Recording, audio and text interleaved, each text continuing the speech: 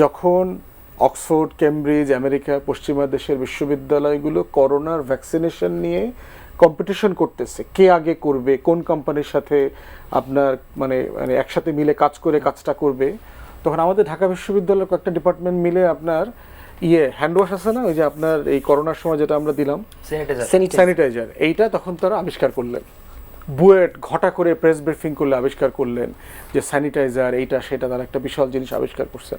লজ্জাও লাগে না এদের এগুলো আবার করার পরে এটা বলতে, যে জিনিস 50, 60, 80 বছর আগের একটা জিনিস। ঢাকা বিশ্ববিদ্যালয়কে নিয়ে একটি মন্তব্য করে আপনিও সমালোচনা মুখে আছেন, 100 কোটি টাকার আইনি নোটিশ পর্যন্ত পেয়েছেন। আপনি যদি একটু আপনার অবস্থানটা আপনি যদি একটু ধন্যবাদ। আমার দাম যে এত টাকা এটা আমি আসলে জানতাম না, গরিব মানুষ তো। আর আমরা যারা আওয়ামী লুটপাটের সাথে মানে শুধু পত্রিকায় পড়েছি যে এত লক্ষ কোটি টাকা, মানে হাজার কোটি টাকা, লক্ষ কোটি টাকা নিচে কোনো কথাই হয় না। মানে আমি ধরেন একসাথে কখনো 1 কোটি টাকা দেখি নাই। মানে সো আমি এটা গণমাধ্যমে দেখেছি, আমি নোটিস পাইটাই নেই আর কি, যে শুনলাম যে বিজেপির বাংলাদেশ শাখার কোনো একজন সদস্য এরকম একটা নোটিশ পাঠিয়েছেন আর কি। তো নোটিশ পাইলে দেখবো আর কি, যে একটু এটা আগে দাঁড়িপাল্লায় মাপবো এটা কয় গ্রাম, তারপরে হচ্ছে উত্তর দেওয়া যায় কিনা দেখবো আর কি। দ্বিতীয় কথা হচ্ছে যে বিষয় নিয়ে কথা বলেছি সেটা হচ্ছে যে আপনার ঢাকা বিশ্ববিদ্যালয়ে ডাকসুর প্রোগ্রাম ছিল এটা। ঢাকা বিশ্ববিদ্যালয় গঠন তৈরির যে ইতিহাসটা ছিল, লড়াইটা ছিল 1857 সালে সিপাহী বিদ্রোহ যেটাকে বলে, ভারতবর্ষের প্রথম অর্গানাইজড সুসংগঠিত স্বাধীনতা আন্দোলন ব্রিটিশদের বিরুদ্ধে। তারপরে থেকে কিভাবে মুসলমানরা এই অঞ্চলের, অথবা এই অঞ্চলের বঙ্গীয় প্রজারা বললে ভালো হবে, বঙ্গীয় প্রজারা তাদের অধিকারের দাবিটা করলো। এখন বঙ্গীয় প্রজারা আসলে কারা ছিলেন? মোটা দাগে মুসলমানরা ছিলেন, আর ছিলেন নিম্নবর্গের হিন্দুরা, নমশূদ্র, তফসিলি জনগোষ্ঠী, অচ্ছুত, দলিত, তারা ছিল সবাই মিলে আর কি।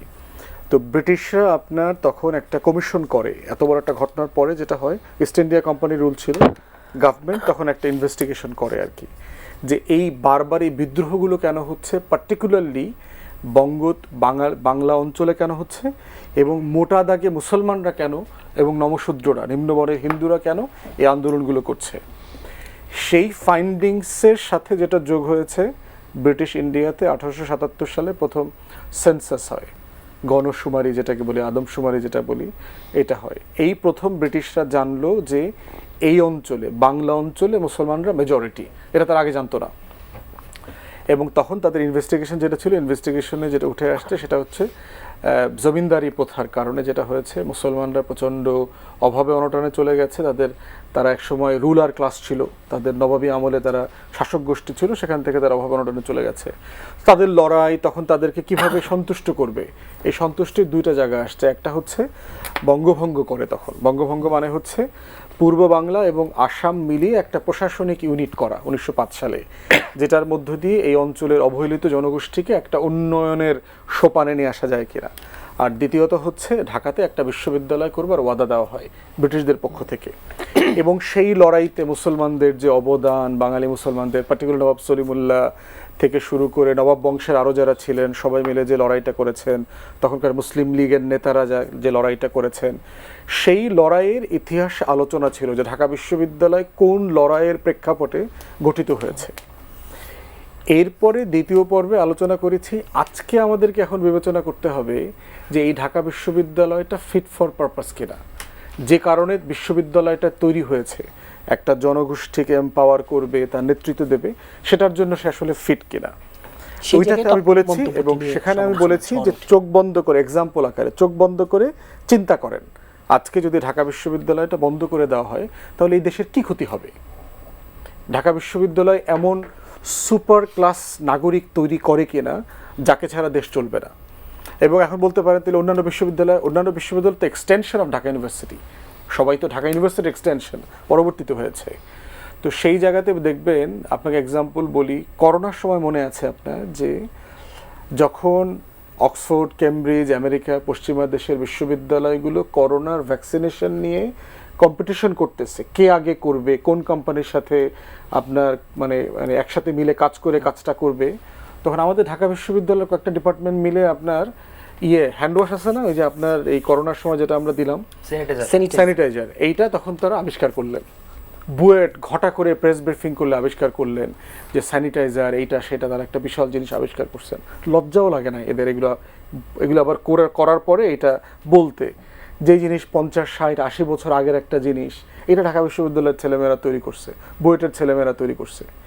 তাহলে এই পারপাস, ঢাকা বিশ্ববিদ্যালয়ের ছেলেদেরকে দেখবেন রাজনৈতিক বক্তব্যে, দেখবেন ঢাকা বিশ্ববিদ্যালয় নিয়ে কী বক্তব্য দেয়, এই বিশ্ববিদ্যালয়ের সেই রকম ইতিহাস, এটা না হইলে বাংলাদেশ হইতো না, এই 47, এই 52, 62, 69, 70, 71, এরপরে 90, 24, এইসব গল্প বলে দেখবেন। কিন্তু আবার এটাও তো ঠিক, আন্দোলনে ঢাকা বিশ্ববিদ্যালয়ে এটা বিশ্ববিদ্যালয় কি করা হয় আন্দোলন করবার জন্য?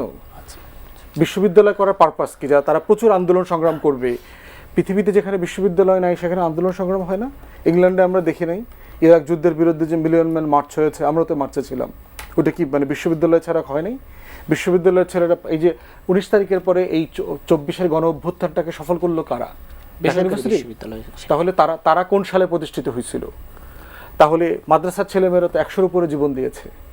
একটা গণ আন্দোলন অনেক মানুষের সমষ্টিতে হতে হয়, সেখানে আপনার কিছু রোল থাকতে পারে, কিন্তু একটা বিশ্ববিদ্যালয়কে সবসময় জাজ করতে হবে যে আপনার আসলে এডুকেশনে, রাষ্ট্র বিনির্মাণে, গবেষণাতে আপনার আসলে অবদান কি। এই বিশ্ববিদ্যালয় থেকে কয়টা নোবেল পুরস্কার পেয়েছে? প্রফেসর ইউনূস সাহেব ছাড়া আর কে আছে?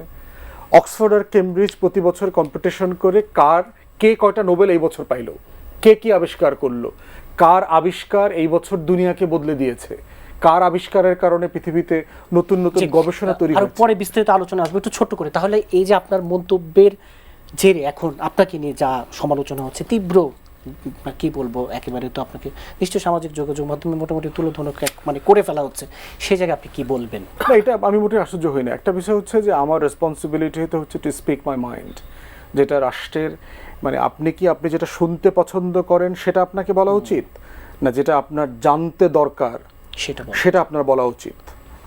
আমি পলিটিশিয়ান অফ কনসিয়েন্স, আমি কারো কাছে বেচে দেই নাই, আমি কারোটা খাইটাই না। অতএব সেই জায়গাতে আমার দায়িত্ব হচ্ছে চৈতন্যের রাজনীতি করা। একটা জনগোষ্ঠী যে ঘুমায় আছে, যে চিন্তা করতে পারছে না, ভাবতে পারছে না, তার জাতির লড়াইটা কি, তার স্বাধীনতা থাকবে কিনা, সার্বভৌমত্ব থাকবে কিনা, এই আন্দোলনটাকে তাকে আবার মনে করায় দেওয়া যে আসলে আপনি ওইটা ডেলিভার করবার জন্য ফিট কিনা। আপনার পার্লামেন্টের দিকে তাকায় দেখেন তো, এই পার্লামেন্ট কি ঢাকা বিশ্ববিদ্যালয় যে পরিমাণ গর্ব করে নিজেদেরকে, এই পার্লামেন্ট দেখলে কীরকম মনে হয়?